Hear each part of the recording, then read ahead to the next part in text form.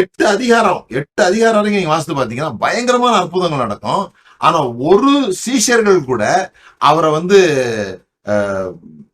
மேசியாவாகவே அவங்களால புரிந்து கொள்ள முடியல. இனத்தாரால புரிந்து கொள்ள முடியல, மத தலைவர்களால புரிந்து கொள்ள முடியல, சொந்த குடும்பத்தாரால புரிந்து கொள்ள முடியல, சீஷர்களால கூட புரிந்து கொள்ள முடியல. இந்த விஷயம் அப்படி நடந்துகிட்டு இருக்கும் போது இயேசுவும் கூட மற்றவங்களுக்கு இது புரியணும்னு சொல்லல. நீங்க மார்க் 4:10 அவர் தனித்திருக்கும் போது 12 கூட அவரை சூழ்ந்திருந்தவர்கள் இந்த ஊமையை குறித்து அவரிடத்தில் கேட்டார்கள். அதற்கு அவர், தேவனுடைய ராஜ்யத்தின் ரகசியத்தை அறியும்படி உங்களுக்கு அருளப்பட்டது, புறம்பே இருக்கிறவர்களுக்கோ இவைகள் எல்லாம் ஓமைகளாக சொல்லப்பட்டது. இந்த ஓமையை பத்தி படிக்கும்போது பாத்தீங்கன்னா நம்ம என்ன நினைச்சுக்கோனா, ஓமை கதை மாதிரி சொன்னாரு, மற்றவங்களுக்கு எல்லாம் புரியணுங்கிறதுக்காக சொன்னாருன்ற மாதிரி நான் ரொம்ப நாள் அப்படி அண்டர்ஸ்டாண்ட் பண்ணி வச்சிருந்தேன். மற்றவங்களுக்கு எல்லாம் புரியறதுக்காக தான் ஊமை சொன்னாருன்ட்டு.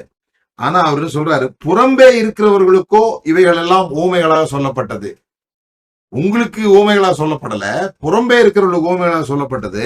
ஏன் அப்படி சொல்லப்பட்டதான்? அவர்கள் குணப்படாதபடிக்கும்.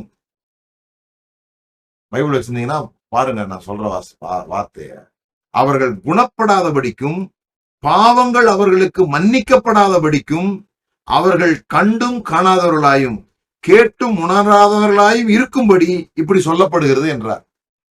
அவங்க மனம் திரும்ப கூடாது என்று, அவர்கள் சுகமாக கூடாது என்று ஊமைகளாக சொல்லுகிறார். அப்படி சொல்லிட்டு சொல்றாரு, பின்பு அவர் அவர்களை நோக்கி, இந்த ஊமையை நீங்கள் அறியவில்லையா அப்படின்னு கேட்கிறார். உங்களுக்கும் புரியலையா அப்படி கேட்கிறார். இந்த வார்த்தை திரும்ப திரும்ப இதுல வரும். நீங்கள் அறியவில்லையா, நீங்க அண்டர்ஸ்டாண்ட் பண்ணலையா, இன்னும் நான் தான் மேசியான்றதை நீங்க புரிஞ்சுக்கலையா அப்படிங்கறத திரும்ப திரும்ப அவர் கேட்டே வருவார். சோ இப்பதான் மார்க் 8வது அதிகாரத்துக்கு நம்ம வரணும். நிறைய அற்புத அடையாளங்கள்லாம் செஞ்ச பிறகு ஒரு குருடனை அவர் சந்திக்கிறார். அப்படியே அங்கேயும் பாருங்க, அப்படி என்றால் நீங்கள் உணராதிருக்கிறது எப்படி? 8:21 அப்படி என்றால் நீங்கள் உணராதிருக்கிறது எப்படி என்றார். பின்பு அவர் பெத்சாய்தா ஊருக்கு வந்தார். அப்பொழுது ஒரு குருடனை அவரிடத்தில் கொண்டு வந்து அவனை தொடும்படி அவரை வேண்டிக் கொண்டார்கள். அவர் குருடனை கையை பிடித்து அவனை கிராமத்துக்கு வெளியே அழைத்து கொண்டு போய் அவன் கண்களில் உமிழ்ந்து அவன் மேல் கைகளை வைத்து, எதையாகிலும் காண்கிறாயா என்று கேட்டார். அவன் ஏறிட்டு பார்த்து, நடக்கிற மனுஷரை மரங்களைப் போல் காண்கிறேன் என்றான். பைபிள்ல 4 சுவிசேஷத்திலையும் இது மாதிரி ஒரு அற்புதம் இல்லவே இல்லை. இயேசு எந்த முடவனை சந்தித்தாலும், ஈவன் செத்த பணத்தை எழுப்பும் போது கூட ஒரு தொடுதல்ல, ஒரு வார்த்தையில, ஃபர்ஸ்ட் அட்டம்ப்ட்ல டிஸ்டிங்க்ட் வாங்குறவராச்ச. இங்க 2 முறை ஜெபிக்க வேண்டியிருக்கு. ஒரு ஃபர்ஸ்ட் டைம் ப்ரொக்ரெசிவ் ஹீலிங் இங்கதான் பாக்குறோம். Stages of healing. முதல் முறை ஜெபிச்சு அவ ஒழுங்கா கண்ணு தெரியாம, 2வது முறை ஜெபிச்சு முழுசா கண்ணு தெரிய வேண்டிய அவசியம் ஏற்பட்ட ஒரு அற்புதத்தை மார்க் இங்க எழுதுகிறார். முக்கியமான இடம் அது. ஏன் இந்த அற்புதத்தை இங்க எழுதணும்? ஏன் மார்க் இந்த அற்புதத்தை இப்படி எழுதணும்? அவர்தான் இந்த அற்புதத்தை குறிப்பிடுறாரு. குறிப்பிடும் போது ஒரு குருடன் அவன் கண்கள்ல உமிழ்ந்து எதையாகிலும் காண்கிறாயா என்று கேட்டார். அவன் ஏறிட்டு பார்த்து, நடக்கிற மனுஷரை மரங்களைப் போல் காண்கிறேன் என்றான். இது ரொம்ப முக்கியமான பாயிண்ட். பின்பு அவர் மறுபடியும் அவன் கண்கள் மேல் கைகளை வைத்து அவனை ஏறிட்டு பார்க்கும்படி செய்தார். அப்பொழுது அவன் சொஸ்தமடைந்து யாவரையும் தெளிவாய் கண்டான். முதல்ல தெளிவா காணல, இப்ப தெளிவா காண்றான். இப்போ இயேசு நம்முடைய சீஷர்களை பார்த்து 27வது வசனத்துல கேட்கிறாரு, ஜனங்கள் என்னை யார் என்று சொல்கிறார்கள் என்று கேட்டார். ஜனங்கள் என்னை யார் என்று சொல்கிறார்கள் கேட்டவுடனே அவங்க நிறைய பேர் இப்படி சொல்றாங்க, உண்மையா யோவான் ஸ்நானகன் என்றும் எலியா என்று தீர்க்கதரிசிகள் ஒருவர் என்று சொல்லுகிறார்கள். கேட்டவுடனே நீங்கள் என்னை யார் என்று சொல்லுகிறீர்கள் என்று கேட்டார். பேதுரு பிரதியுத்தரமாக, நீர் கிறிஸ்து என்றான். ஃபர்ஸ்ட் டைம் இயேசுவின் சீஷர்ல ஒருத்தர் தப்புன்னு அடிச்சிட்டாரு, நீர் கிறிஸ்து. ஆனா விஷயம் என்னன்னா, இந்த பேதுரு தான் அந்த குருடனுக்கு ஒப்பாக இருக்கிறார். கண்ணு திறந்துருச்சு, ஆனா சரியா தெரியல. இவன் காமிச்ச மேசியா இருக்கிறார்ல, இவன் பார்த்த மேசியா, இவன் கண்ணு திறந்து பார்த்த மேசியா இருக்கிறாரு, அவரு சிலுவைக்கு போகிற மேசியாவா இவனால பார்க்க முடியல. கண்ணு திறந்தது உண்மைதான், மேசியான்னு கண்டுபிடிச்சது உண்மைதான். ஆனா பேதுருவை பொறுத்த வரைக்கும் அந்த பழைய கான்செப்ட்ல இருக்கிறான். அந்த மேசியா என்றால் சண்டைக்கு போகிறவர், மேசியா என்றால் ஆட்சியை பிடிக்கிறவர், மேசியா என்றால் எதிரிகளை வெல்கிறவர். அதனாலதான் அதுக்கு கொஞ்சம் அடுத்த உடனே நீங்க சிலுவைக்கு போக கூடாதுன்னு சொல்லுவான். நீர் கிறிஸ்து என்றார். 30 அப்பொழுது தம்மை குறித்து ஒருவருக்கும் சொல்லாதபடிக்கு அவர்களுக்கு உறுதியாய் கட்டளையிட்டார். முதல் அதிகாரத்துல அவர் முதல் ஜெபாலயத்துக்குள்ள போய் அந்த அசுத்தாவை விரட்டும் போது அந்த அசுத்தாவிங்க சொல்லும், நீர் தேவருடைய பரிசுத்தர்னு சொல்லும். அவைகளை அமைதலாக்குவார், பேசக்கூடாதும்பார். எங்க யார் இவரை மேசியா அல்லது தேவனுடைய குமாரன்னு சொன்னாலும் உடனே அமைதியாக்குவார், சொல்லாதீங்கம்பார். இதுல இது முக்கியமானது. அப்பொழுது தம்மை குறித்து ஒருவருக்கும் சொல்லாதபடிக்கு அவர்களுக்கு உறுதியாய் கட்டளையிட்டார். இப்பதான் இவர் எப்படிப்பட்ட மேசியா அப்படிங்கிறத அந்த 2வது முறை அந்த குருடனுக்கு ஜெபித்தது போல பேதுருவுக்கு விளக்க முயற்சிக்கிறார். அல்லாமலும் மனுஷகுமாரன் பல பாடுகள் பட்டு மூப்பராலும் பிரதான ஆசாரங்களும் வேதபாரங்களாலும் ஆகாதவனிடம் தள்ளப்பட்டு கொல்லப்பட்டு 3 நாளைக்கு பின்பு உயிர்த்தெழுந்த வேண்டியது இருக்கிறது என்று அவர்களுக்கு போதிக்க தொடங்கினார். இந்த வார்த்தை அவர் தாராளமாக சொன்னார். அப்பொழுது பேதுரு அவரை தனியே அழைத்து கொண்டு போய் அவரை கடிந்து கொள்ள தொடங்கினார். அதாவது பொலிட்டிக்கலி ரைட்டா பேசல அவரு, கொஞ்சம் பேசி ஒரு மேசியானா எப்படி பேசணும், ஆபத்தே இருந்தா கூட, தன்னை கொல்ல போறாங்கன்னு தெரிந்தா கூட என்னை யாரும் எதுவும் செய்ய முடியாது, என்னை தொட்டா செத்தான், அப்படித்தானே பேசணும் ஒரு தலைவன்னா. தலைவர் தொண்டர்கள்ட்டே நான் செத்துருவேன் அப்படின்னு சொல்லி சொன்னா கூட்டம் கலைஞ்சிரும். இப்போ ஒரு சர்ச் இருக்குன்னு வச்சுக்கோங்க, சபை இருக்கு.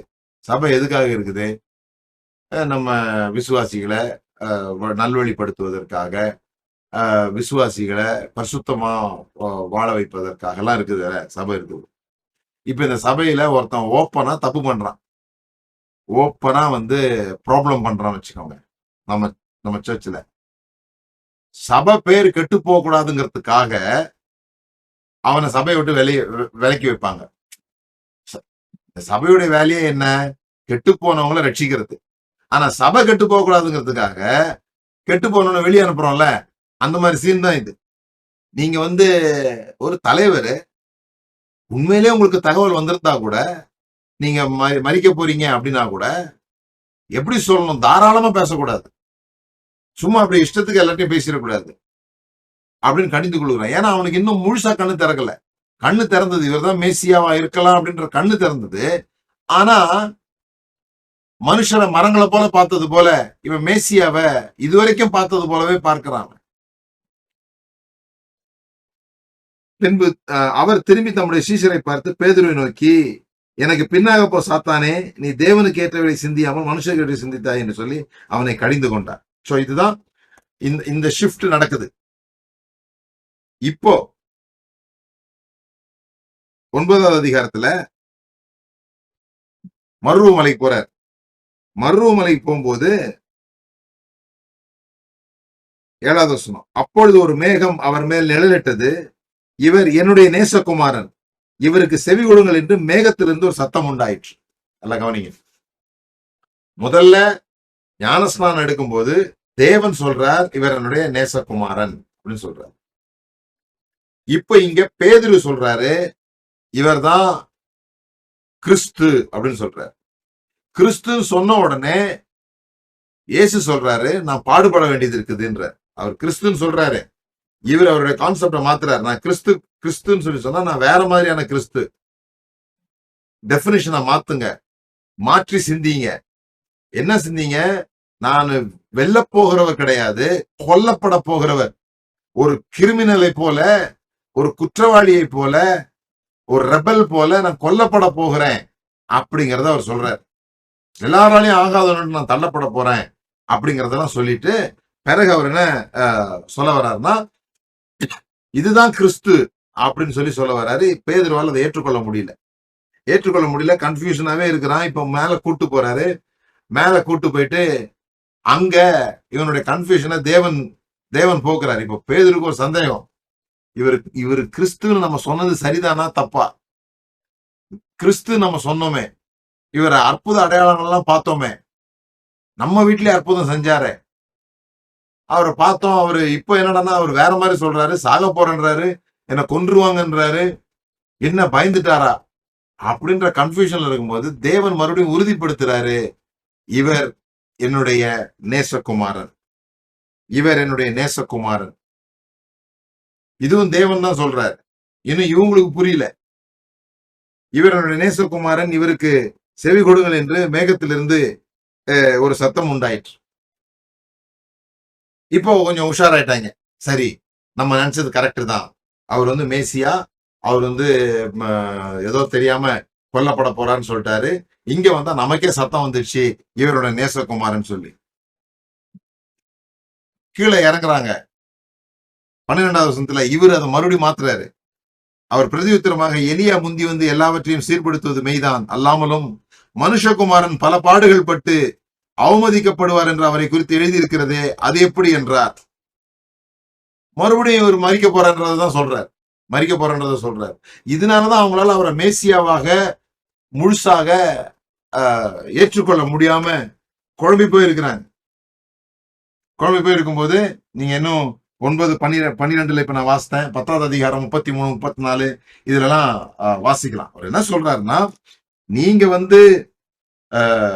கிரேட்னஸ் பத்தி யோசிக்கிறீங்க, நான் சஃபரிங் பத்தி சொல்றேன் அப்படின்னு சொல்லி அவர் சொல்றார். 14வது அதிகாரம். இப்போ இந்த 8வது அதிகாரத்துக்கு அப்புறமா அவருடைய பயணம் எருசலேம் நோக்கி போயிடும். போன பிறகு 14வது அதிகாரத்துல முதல் முறையாக ஒரு ஆள் அவரை கிறிஸ்து அப்படின்னு சொல்லி புரிந்து கொள்கிறத மார்க் காமிக்கிறார். ஆனா விளக்கமா காமிக்க மாட்டார். புரிந்து கொள்றாங்க. அது யாருன்னு சொன்னா ஒரு பெண் ஒரு ஒரு ஒரு நல்ல வாழ்க்கை வாழ்ந்தாங்கன்னு சொல்ல முடியாது. அப்படி ஒரு பெண் யாரு மேசியான்னு அறிந்து கொள்ள வேண்டுமோ அவர்கள் எல்லாம் அறிந்து கொள்ளல. பேதுருவால சரியா யாரு அவருடைய உறவினரால அறிந்து கொள்ள முடியல, அண்ணன் தம்பியால புரிந்து கொள்ள முடியல, அம்மாவால புரிந்து கொள்ள முடியல, ரிலீஜியஸ் லீடர்ஸால புரிந்து கொள்ள முடியல, அவர் எந்த இனத்தில் வந்தாரோ அந்த இனத்தாரால புரிந்து கொள்ள முடியல, யாருக்கு போதித்தாரோ அந்த சீஷர்களால் புரிந்து கொள்ள முடியல. அந்த சீஷர்களை ஒரு ஆள் புரிந்துகிறாரு. புரிஞ்சு கொண்டாலும் அவர் மரிக்க கூடாது என்று சொல்லுகிறவராக இருக்கிறார்.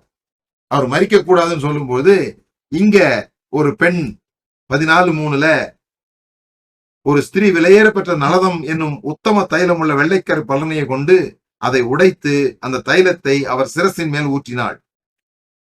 அந்த கதை உங்களுக்கு தெரியும். ஊத்தினோடனே எல்லாரும் முறுமுறுக்கிறாங்க, இதை இப்படி செய்யலாமா அப்படின்லாம் கேட்கும் போது அவளுக்கு புரிஞ்சு செஞ்சாலா புரிஞ்சு செய்யலான்னு தெரியல. இவர் அதுக்கு இன்டர்பிரேஷன் எப்படி கொடுக்குறாரு பாருங்க.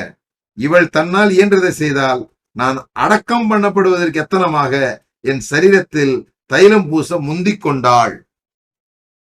இவரை மேசியா நம்பினாலும் இவர் மரிப்பார்னு பேதுருல இருந்து இங்க ஷிஃப்ட் ஆகுது. ஷிஃப்ட் ஆகி இவர் மேசியா தான் அப்படின்னு சொல்லி அவ நம்புறா.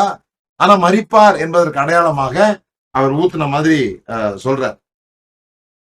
இப்ப பயங்கரமான ஒரு விஷயம் என்னன்னா, இந்த அதிகாரம் இதுவரைக்கும் வாஸ்த வரைக்கும் இயேசு கிறிஸ்து பல முறை சொல்றாரு, நான் மரிக்க போறேன்னு சொல்றாரு. ஆனா திடீர்னு இப்போ நீங்க மத்தேயு வாசித்தது இல்ல, மார்க் வாசித்தது இல்ல, மத்தேயு வாசித்தது இல்ல, லூக்கா வாசித்தது இல்ல, யோவான் வாசித்தது இல்லைன்னு வச்சுக்கோங்க. வெறும் மார்க் மட்டும் ஒரு நபர் வாசித்தார்னா, முதலாக மார்க் எழுதியிருக்கும் போது மார்க் மட்டும் வாசித்தார்னா எப்படி தோணும்னா, இயேசுவே கொஞ்சம் குழம்பிட்ட மாதிரி தோணும். இதுல இயேசுவே ஆண்டவரை நோக்கி ஜெபம் பண்றாரு. என்ன ஜெபம் பண்றாரு? அப்பா பிதாவே, எல்லாம் உம்மாலே கூடும், இந்த பாத்திரத்தை என்னிடத்திலிருந்து எடுத்து போடும், ஆகிலும் என் சித்தத்தின்படி அல்ல உம்முடைய சித்தத்தின்படி ஆக கடவுது என்றார்.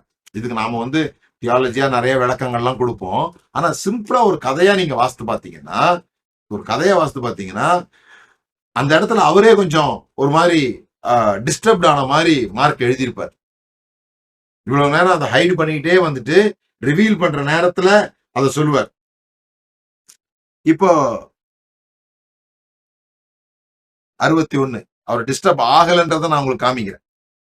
அவரோ ஒரு உத்தரவும் சொல்லாமல் பேசாதிருந்தார். மறுபடியும் பிரதான ஆசாரியன் அவரை நோக்கி, நீ ஸ்தோத்தரிக்கப்பட்ட தேவனுடைய குமாரனாகிய கிறிஸ்துதானா என்று கேட்டான். நீ ஸ்தோத்தரிக்கப்பட்ட தேவனுடைய குமாரனாகிய கிறிஸ்துதானா என்று கேட்டான். மார்க் 1:1 தேவனுடைய குமாரனாகிய இயேசு கிறிஸ்துனுடைய சுவிசேஷத்தின் ஆரம்பம். இங்க என்ன சொல்றாரு பாருங்க, நீ ஸ்தோத்தரிக்கப்பட்ட தேவனுடைய குமாரனாகிய கிறிஸ்துதானா என்று கேட்டான். அதற்கு இயேசு, நான் அவர்தான். மனுஷகுமாரன் சர்வ வல்லவரின் வலது பார்சத்தில் வீற்றிருப்பதையும் வானத்தின் மேல் வருவதையும் நீங்கள் காண்பீர்கள் என்றார். ஜட்ஜ்மெண்ட சொல்றார். நான் மனுஷகுமாரன், நான் அவர்தான் அப்படின்னு சொல்றார். அதுக்கப்புறமா இயேசு ரொம்ப சைலண்ட் ஆயிடுவார் மார்க்ல. அதுக்கப்புறம் கடைசியா அவர் பேசின வார்த்தை லாமா லாமா, அந்த எந்தேவனே எந்தேவனே ஏன் என்னை கைவிட்டீர், அதுதான் சொல்லுவாரு. அதுக்கு இடையில பிலாத்து கிட்ட கொண்டு போகும்போது ஒரே ஒரு வார்த்தை பேசுவார். 15 பிலாத்து அவரை நோக்கி, நீ யூதருடைய ராஜாவா என்று கேட்டான். அதற்கு அவர், நீர் சொல்லுகிறபடிதான் என்றான். அது கிரீக்ல ரொம்ப இன்ட்ரெஸ்டிங்கான ஒரு வார்த்தை. ஜையூஸ் லூயிஸ் அப்படின்னு சொல்லுவார். ஜையூஸ் லூயிஸ் அப்படின்னு சொன்னா நீங்க தான் சொல்றீங்க அப்படின்னு அர்த்தம். அது வந்து ஒரு எப்படி வேணா எடுத்துக்கலாம். ஆமான்னு எடுத்துக்கலாம், இல்லைன்னு எடுத்துக்கலாம், இருக்கலாம்னு எடுத்துக்கலாம். நீங்க தான் சொல்றீங்க, நான் சொல்லல அப்படின்னு எடுத்துக்கலாம். நீர் சொல்லுகிறபடிதான், நீர் தான் சொல்லுகிறீர், நீங்க தான் அப்படி சொல்றீங்க அப்படின்னு அர்த்தம். நான் வந்து அத கூகுள்ல அந்த வார்த்தையை கிரீக்ல போட்டு இங்கிலீஷ்ல என்ன தமிழ்ல என்னன்னு பார்த்தேன். நீங்கள் சொல்கிறீர்கள் அப்படின்னு வருது. அவர் சொன்ன வார்த்தைய போட்டு பார்த்தா, நீங்க சொல்றீங்க, நான் சொல்லிக்கல என்ன ராஜான்னு சொல்லி, நான் யூதருடைய ராஜா நான் சொல்லல, நீங்க தான் சொல்றீங்க அப்படின்னு சொல்றாரு. சொன்ன பிறகு அவரை ஒரு இடத்துல கூட அவரு தன்னை டிஃபெண்ட் பண்ணவே இல்லை. இதுதான் பிலாத்துக்கு பெரிய ஆச்சரியம். வேற ராஜான்றாங்க, மேசியான்றாங்க. ஆனா மேசியாக்கள், அதுக்கு முன்னால நிறைய மேசியாக்களை வந்து அவங்க டீல் பண்ணியிருக்காங்க. எப்படிலாம் வந்து அவர்கள் தங்கள் பக்கத்து நியாயங்களை சொன்னாங்க, எப்படி போராடினாங்க தங்களை காத்துக்கொள்வதற்காக, தங்க உயிரை காத்துக்கொள்வதற்காக எப்படியெல்லாம் செஞ்சாங்கன்றதுலாம் அவங்களுக்கு தெரியும். ஆனா இவர் அவரை டிஃபெண்ட் பண்ணவே இல்லை. கடைசியில அவர் சிலுவையில அடிக்கப்பட்டு, சிலுவையில எல்லாராலையும் மார்க்ல ஒரு வித்தியாசம், நிறைய வித்தியாசங்கள் இருக்கும் மார்க்ல. 32 வாசிக்கிறேன். 15:32 நாம் கண்டு விசுவாசிக்கத்தக்க இஸ்ரவேலுக்கு ராஜாவாகிய கிறிஸ்து இப்பொழுது சிலுவையிலிருந்து இறங்கட்டும் என்று சொல்லிக் கொண்டார்கள். அவரோட கூட சிலுவைகளில் அறையப்பட்டவர்களும் அவரை நிந்தித்தார்கள்.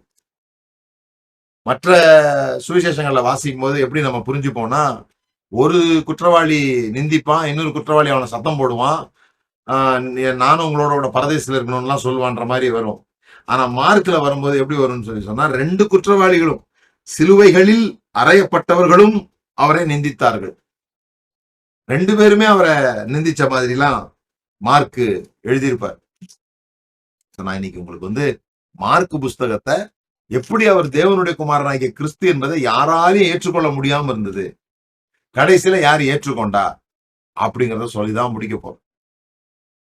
எதிர்பார்க்காத இடங்கள்ல இருந்து சில சமயம் நமக்கு ஆதரவு உண்டாகும்ல, அந்த மாதிரி இயேசு அந்த எந்தேவனே எந்தேவனே ஏன் என்னை கைவிட்டீர்னு சொல்றாரு. இயேசு மகா சத்தமாய் கூப்பிட்டு ஜீவனை விட்டார். அப்பொழுது தேவாலயத்தின் திரைச்சீலை மேல் தொடங்கி கீழ் வரைக்கும் 2ஆக கிழிந்தது. இது ரொம்ப முக்கியமான ஒரு விஷயம். இவர் எழுதினதனுடைய முழு நோக்கமும் கூட அப்படின்னு சொல்லலாம். எப்படி இந்த இயேசு கிறிஸ்துவனுடைய மரணம் யார் வேண்டுமானாலும் தேவனை சந்திக்க முடியும் அப்படிங்கிறத உருவாக்கிச்சு அப்படிங்கிறதையும் நீங்க அந்த ஓட்டத்துல நீங்க வந்து பார்க்கலாம். எப்படியெல்லாம் தேவனுடைய தேவன் வந்து மக்களை சந்திப்பதற்காக தேவாலயத்தின் திரைச்சீலை, ஏன்னா வருஷத்துல ஒரு நாள் பிரதான ஆசாரியன் மட்டுமே போகக்கூடிய இடத்துலதான் தேவன் இருந்தாரு. அந்த தேவன் தான் இப்போ direct access to God by the death of Jesus. அப்படி முடிஞ்ச உடனே அவருக்கு எதிரே நின்ற 100க்கு அதிபதி அவர் இப்படி கூப்பிட்டு ஜீவன் விட்டதை கண்டபோது மெய்யாகவே இந்த மனுஷன் தேவனுடைய குமாரன் என்றான். First convert.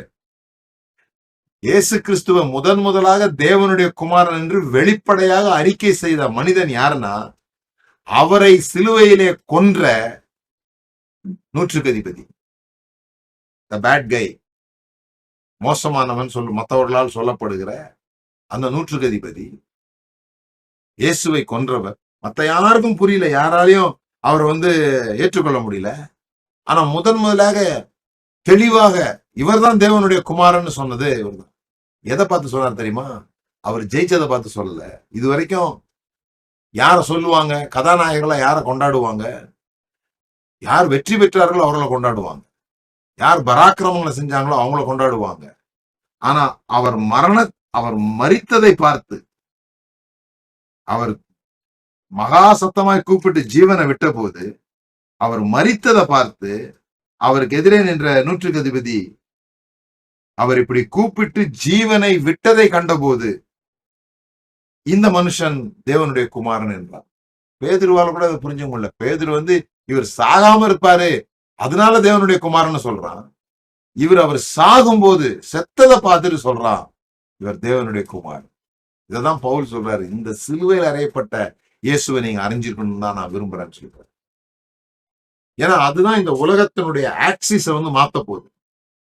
அதுதான் இந்த உலகம் சுயநலம் என்கிற அச்சில, வெறுப்பு என்கிற அச்சில, பயம் என்கிற அச்சில இந்த உலகம் சுத்திக்கிட்டு இருக்கும் போது, இயேசு நமது மாம்சம் கிழிக்கப்பட்டதுனாலே ஒரு புதிய மார்க்கத்தை உண்டு பண்றாரு. ஒரு புதிய அச்சில இந்த பூமி சுத்தும்படியாக செய்கிறார். அது அன்பின் அச்சு என்பதை தான் மார்க் சொல்றார். அதுக்கப்புறம் உயிர்த்தெழுதல் நடக்குது. உயிர்த்தெழுதல் நடந்த போது அங்கேயும் மார்க் ஒரு சின்ன விஷயத்த சொல்றாரு. அவர்கள் கல்லறைக்குள் பிரவேசித்து வெள்ளையங்கி தெரித்தவனாய் வலது பக்கத்தில் உட்கார்ந்திருந்த ஒரு வாலிபனை கண்டு பயந்தார்கள். மற்ற இடங்கள்லாம் தூதர்கள்னு இருக்கும், ஒரு இடத்துல 2 தூதர்கள்னு இருக்கும். ஆனா இங்க வாலிபன் என்று போடப்பட்டிருக்கு. வாலிபனை கண்டு பயந்தார்கள்.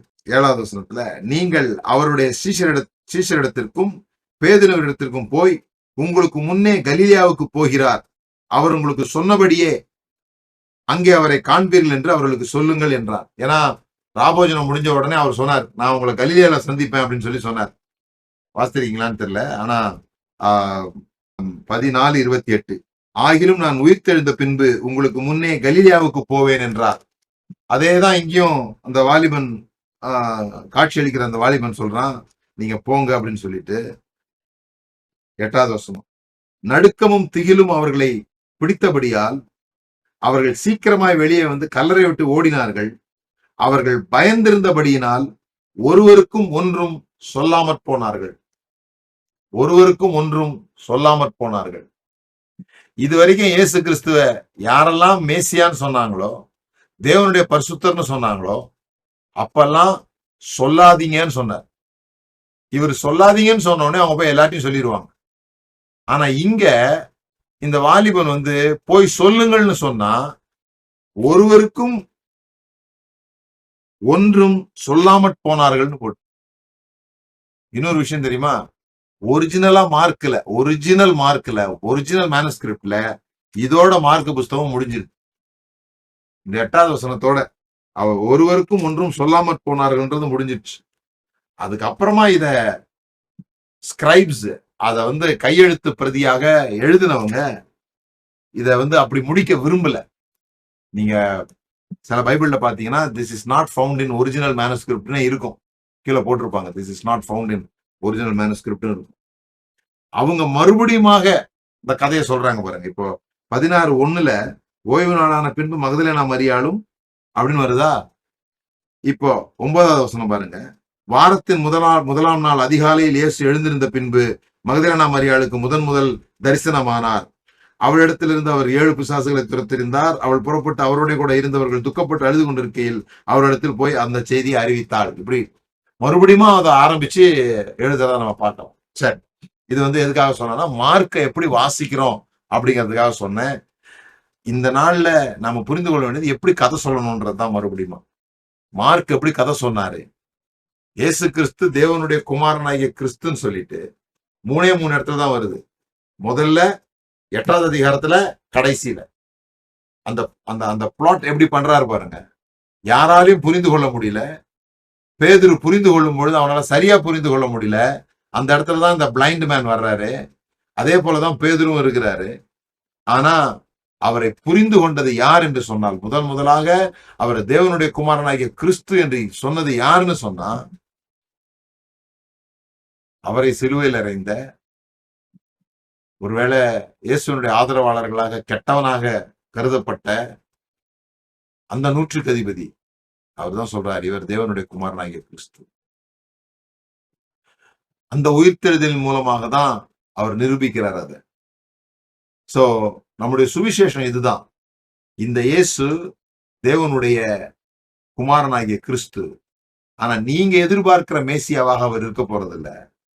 நீங்க எதிர்பார்க்கிற மாதிரி அவர் எதிரிகளை கொல்ல போறதில்ல. நீங்க எதிர்க்கிற மாதிரி அவர் ஆட்சிகளை கவிழ்க்க போறதில்ல. அவர் தன்னை இழப்பதின் மூலமாக, எதிரிகளை நேசிப்பதின் மூலமாக அவர் தேவனுடைய குமாரனாக, தன்னை கொன்றவர் தான் முதலாக புரிந்து கொள்ளும்படியாக வெளிப்படுத்தப்பட்டிருக்கிறார் என்பதுதான் மார்க்கினுடைய செய்தி. நம்ம கண்களை மூடி ஜெபம் பண்ணலாம். ஒருவேளை அடுத்த வாரம் நான் லூக்காவோ மத்தேயோ எடுக்க ஆசைப்படுறேன். இதே மாதிரி நம்ம ஒண்ணு பார்ப்போம், எப்படி அவர்கள் இந்த கதைகளை சொல்றாங்க அப்படின்றதுதான். ஏன்னா எனக்கு ரொம்ப ஆசை என்னன்னா, நீங்க எப்படியாவது மற்றவங்களோட கதை சொல்ல ஆரம்பிக்கணும். சுவிசேஷம் சொல்லாதீங்க. நீ ஒரு பாவி, நானும் பாவத்துலதான் இருந்தேன், ஆனா இயேசு கிறிஸ்து ரத்தத்தை நான் நம்பின உடனே என் பாவம் எல்லாம் போயிருச்சு, உன் பாவமும் போயிரும். இந்த மாதிரி சொல்றதுக்கு உங்களுக்கே பிடிக்காதனாலதான் நீங்க யாருக்கிட்டையும் இது வரைக்கும் சொல்லல. சுவிசேஷம் சொன்னீங்களா? கடைசி யார்கிட்ட சொன்னீங்க? சுவிசேஷம் யார்கிட்ட சொன்னீங்க? நீ பாவின்னு காமிக்கும் போது, நீ பாவின்னு காமிக்கும் போது 3 பேரும் நம்மளை பார்த்து காமிக்குதான். நமக்கே தெரியும் இயேசுவின் ரத்தத்தை நம்ம நம்பிட்ட பிறகு கூட பாவம் செய்யறோம், நமக்கே தெரியும். அப்புறம் எப்படி போய் அடுத்தவங்க சுவிசேஷம் சொல்றதுன்னு தான் பெரிய குழப்பமா இருக்குது. ஆனா இயேசு கிறிஸ்துடைய வாழ்க்கை வரலாற வித்தியாசமா சொல்வதற்கு கதை சொல்ல தெரிஞ்சிருந்தா போதும். அதுக்கு நீங்க பரிசுத்தவானோட இருக்க வேண்டியது ஒரு கதை. ஆனா அந்த கதை எப்படி அவரு இந்த உலகத்தை மாத்துறாரு, எல்லாரும் எப்படி எதிர்பார்த்துட்டு இருந்தாங்க. மேசியானா யாரு? மேசியானா இப்படி எதிர்பார்த்துட்டு இருந்தாங்க. ஆனா அந்த மேசியா எப்படிப்பட்டவரா இருந்தாரு, எப்படி மரிச்சாரு, எப்படி உயிர் தெழுந்தாரு அப்படி சொல்லும் போது இப்ப நமக்கு ஒருவேளை அது ஃபீல் ஆகல சரியா. ஆனா அந்த உண்மையிலேயே அந்த வார்த்தைகளுடைய அர்த்தம் புரிந்து அந்த குரூப்பு கிட்ட அந்த மொழிகள்ல பேசும்போது அது ஒரு பெரிய ஷிஃப்ட். அவர் போய் எல்லாத்தையும் சொல்றாரு, இவங்க பயந்து யாருக்கிட்டையுமே போய் சொல்லல. அவருடைய ஐடென்டிட்டி புரிந்து கொள்வதற்கு அவங்க தொடர்ந்து கஷ்டப்படுறதுதான் காண்பிக்குது. நீங்க எல்லாம் யாருமே புரிஞ்சுக்க மாட்டேன்றீங்க அவரை இயேசு கிறிஸ்துன்னு சொல்லி, தெரிஞ்சவங்களும் சொல்ல மாட்டேன்றீங்க. ஆனா அவர் தான் தேவனுடைய குமாரனாகிய இயேசு கிறிஸ்து அப்படிங்கிறது தான் மார்க்கினுடைய எண்ணம். பாருங்க, நீங்க யாருமே அவரை புரிஞ்சுக்க முடியல. கடைசியில யார் தெரியுமா புரிஞ்சுக்கிட்டா? இவ்வளவுதான் கதை. யார் தெரியுமா புரிஞ்சுக்கிட்டா? அந்த 100க்கு அதிபதி தான் அவரை புரிந்து கொண்டார். கண்களை மூடி நாம ஜெபம் பண்ணோம். ஆண்டவரே, உம்முடைய சுவிசேஷத்தை நாங்க ரசிக்க, உம்முடைய கதையை நாங்க பிரபல்யப்படுத்த, உம்முடைய கதையின் மூலமாக எங்களுடைய வாழ்க்கை இன்ஃப்ளூயன்ஸ் ஆகியிருக்கிறத நாங்கள் அறிந்து கொள்ள எங்களுக்கு நீ உதவி செய்யும்படியாய் ஜெபிக்கிறோம்.